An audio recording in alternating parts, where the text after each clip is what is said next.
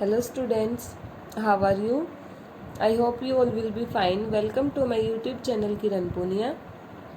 Let's start our study with smiley face and fresh mind.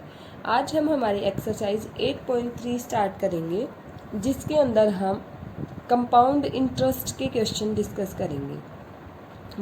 Compound interest का chapter आपने 7th class में भी किया होगा। सिंपल इंटरेस्ट और कंपाउंड इंटरेस्ट, दो टाइप के इंटरेस्ट होते हैं आपके पास। सिंपल इंटरेस्ट आपका क्या होता है? सिंपल इंटरेस्ट हर ईयर के अंदर इक्वल होता है, ठीक है। सिंपल इंटरेस्ट कभी भी चेंज नहीं होता है। अगर फर्स्ट ईयर के अंदर आपका सिंपल इंटरेस्ट 100 है तो सेकंड में भी 100 लगेगा, थर्ड में भी। बट कंपाउंड इंटरेस्ट जो होता है वो इंटरेस्ट ऑन इंटरेस्ट होता है, ठीक है। इंटरेस्ट के ऊपर भी इंटरेस्ट लगता है। मतलब कंपाउंड इंटरेस्ट जैसे 1 ईयर में सिंपल इंटरेस्ट जो लग गया ना स्टार्टिंग में, जैसे फर्स्ट ईयर में 100 रुपीज सिंपल इंटरेस्ट आया, तो नेक्स्ट जब सेकेंड ईयर का कंपाउंड इंटरेस्ट निकालते हैं तो इस 100 रुपीज का भी इंटरेस्ट देना पड़ता है। जो आपका प्रिंसिपल होता है वो तो इंटरेस्ट देना ही देना पड़ता है, बट जो आपका प्रिंसिपल नहीं होता, जो इंटरेस्ट था ना पिछले ईयर का, उस पर भी इंटरेस्ट देना पड़ता है। ये होता है कंपाउंड इंटरेस्ट, इसलिए इसको इंटरेस्ट ऑन इंटरेस्ट बोलते हैं, ठीक है। सिंपल इंटरेस्ट निकालने का फॉर्मूला होता है principal multiply rate of interest multiply time divided by 100। जितने ईयर्स गिवन होंगे ये आ जाएंगे, रेट जी गिवन होगा वो होगा, और पी हो जाएगा जो प्रिंसिपल गिवन है, ठीक है, जो मनी आपको गिवन है। Where P is the principal, R rate of interest and T is equal to time.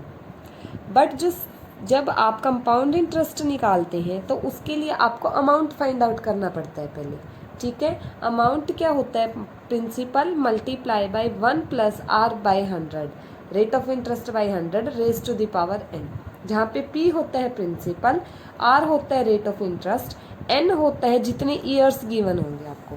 But ये एन सिर्फ किसके लिए यूज होता है? जहाँ कंप्लीट ईयर्स गिवन होंगे आपको, ठीक है। ए क्या होता है आपका? अमाउंट।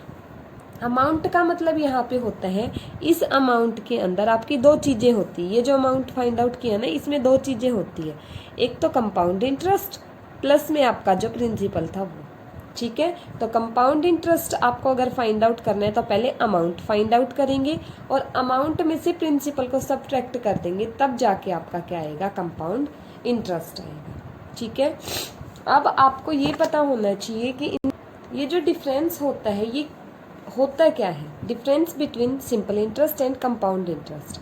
अब अगर आपको फाइंड आउट करना है एसआई और सीआई, 1000 रुपीज़ का 10% रेट है 2 ईयर्स के लिए, तो एसआई का फॉर्मूला क्या था आपका? Principal into rate into time divided by 100। और कंपाउंड इंटरेस्ट के लिए क्या फाइंड आउट करते थे आप? अमाउंट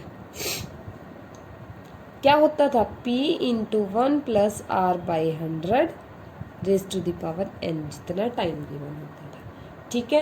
बट हम इस फॉर्मूला की बजाय जो एक्चुअल में कंपाउंड इंटरेस्ट है वो ये फॉर्मूला कहाँ से आया वो देखेंगे, ठीक है।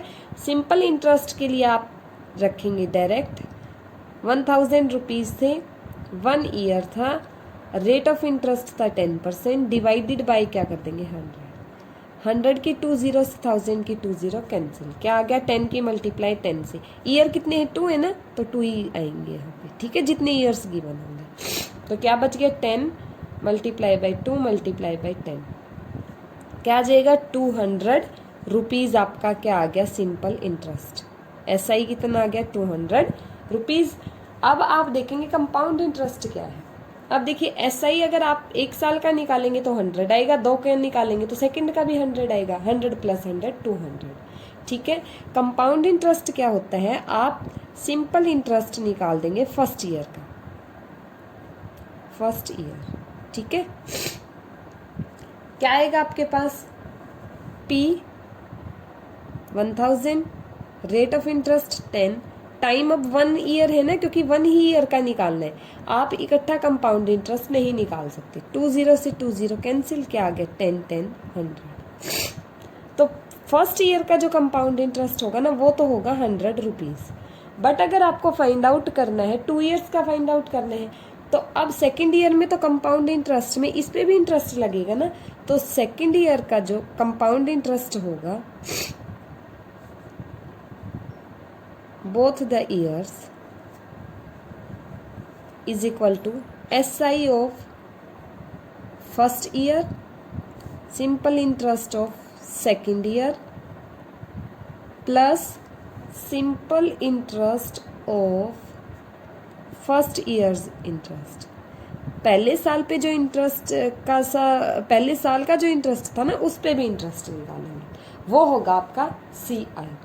तो फर्स्ट ईयर में का आ गया 100, सेकेंड ईयर का भी क्या आएगा, SI तो सेम ही आएगा ना आपका, सेकेंड ईयर का भी क्या आएगा SI 100 rupees of second year, ₹100। अब आपको सिंपल इंटरेस्ट निकालना है जो फर्स्ट ईयर में आपका इंटरेस्ट था। फर्स्ट में इंटरेस्ट कितना था, 100 रुपीज। अब ये 100 रुपीज किसका काम करेगा, प्रिंसिपल का, ठीक है।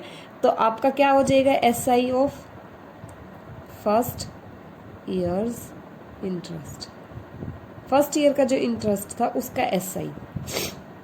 अब प्रिंसिपल का काम कौन करेगा, जो ये इंटरेस्ट था ये मल्टीप्लाई बाय रेट वही रहेगा, टाइम 1 ईयर रहेगा क्योंकि 1 ईयर का निकालते हैं ना, बाय 100, ठीक है। 100 से 100 कैंसिल, कितना हो गया 10। तो आपका CI क्या आया, SI था ना फर्स्ट ईयर का 100 रुपीज, SI सेकेंड ईयर का SI तो सेम ही रहेगा 100 रुपीज, प्लस फर्स्ट ईयर के SI पे इंटरेस्ट 10 रुपीज, क्या हो गया 210 रुपीज। तो कंपाउंड इंटरेस्ट तो आ गया 210 और सिंपल इंटरेस्ट क्या आ गया 210। तो इसलिए हम बोलते हैं कंपाउंड इंटरेस्ट को कि ये इंटरेस्ट पे भी आपका इंटरेस्ट होता है, ठीक है। अब हम स्टार्ट करेंगे हमारा फर्स्ट पार्ट, फर्स्ट क्वेश्चन का। Calculate the amount and compound interest on 10,000 rupees for 2 years at an interest of 10% per annum compounded annually. 10,000 rupees पे 2 years के लिए इंटरेस्ट लेना है आपको 10% रेट से। तो P क्या है, 10,000 रुपीज, ठीक है। रेट क्या है 10% और टाइम क्या है, इसमें कंपाउंड इंटरेस्ट में टाइम के लिए N आता है ना 2 years, ठीक है। और ये फॉर्मूला यूज होगा कंप्लीट ईयर्स के लिए। अमाउंट क्या आ जाएगा यहाँ से आपका, प्रिंसिपल 10,000, 1 प्लस रेट है 10 divided by 100 raise to the power n है 2 तो 2 आ जाएगा, ठीक है। 10,000, 10 से 10 कैंसिल, क्या आ गया 1 प्लस 1/10 स्क्वेयर। अब 1 के नीचे कुछ नहीं है ना तो 1 आ जाएगा, दोनों का LCM ले लेंगे आप, क्या आएगा 10, 1 10 जा 10 प्लस 1 1 जा 1, इसका स्क्वेयर क्या आ गया 10,000, 11 10 प्लस 1 11/10 का स्क्वेयर। 11/10 का स्क्वेयर का मतलब क्या होता है, ये आ गया आपका 10,000, 11/10 का स्क्वेयर का मतलब है 11/10 मल्टीप्लाई बाई 11/12, 2 बार। अगर यहाँ 3 होती तो ये 3 बार आ जाता मल्टीप्लाई में। अब 10 से 10 कैंसिल, 10 से 10 कैंसिल, 11 की 11 के साथ मल्टीप्लिकेशन होती है 1 2 1 और ये 2 0 है तो 2 zeros आ जाएंगे। तो आपका क्या हो गया 12,100 रुपीज़ क्या हो गया आपका अमाउंट। बट आपको तो CI निकालना है ना, और आपको क्या पता है कंपाउंड इंटरेस्ट है वो क्या होता है आपके पास, अमाउंट माइनस प्रिंसिपल।